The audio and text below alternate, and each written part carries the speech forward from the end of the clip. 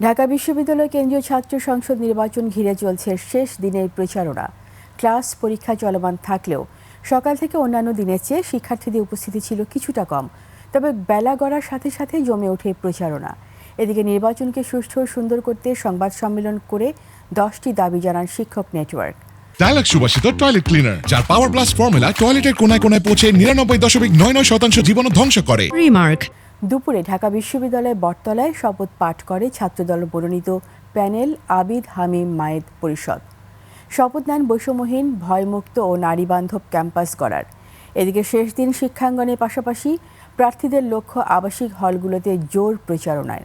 Vote কেন্দ্রের সংখ্যা নিয়ে অসন্তোষের মুখে কেন্দ্রের সংখ্যা না বাড়ালেও বুথের সংখ্যা বাড়িয়ে করা হয়েছে 810টি।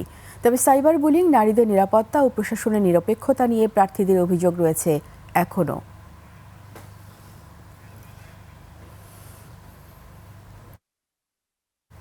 ডাকসু নির্বাচনে আরও খবর জানাতে ঢাকা বিশ্ববিদ্যালয় ক্যাম্পাস থেকে সরাসরি যুক্ত হচ্ছেন খালিদ ইবনে মিজান।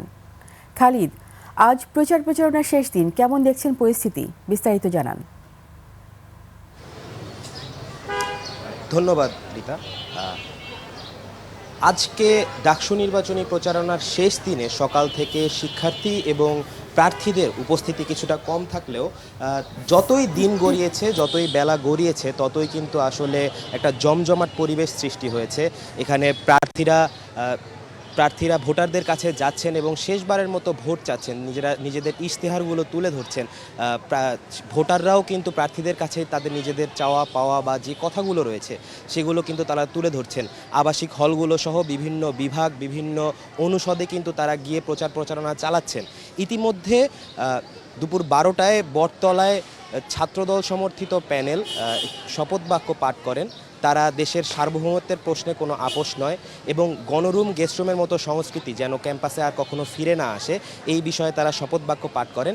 এছাড়া বিশ্ববিদ্যালয় শিক্ষক নেটওয়ার্কের শিক্ষকরা নির্বাচনী পরিবেশকে সুষ্ঠু এবং সুন্দর করার জন্য 10 দফা দাবি সহ একটি সংবাদ সম্মেলন করেন, যেখানে তারা শিক্ষার্থীদের পরিচয় যাচাই করার জন্য পুরুষ শিক্ষকদের পাশাপাশি নারী শিক্ষকদের অবস্থান এবং এই ধরনের আরও নানা দাবি তুলে ধরেন, যার মাধ্যমে আসলে নির্বাচনী পরিবেশটা যেন একটু সুষ্ঠু এবং সুন্দর হয়।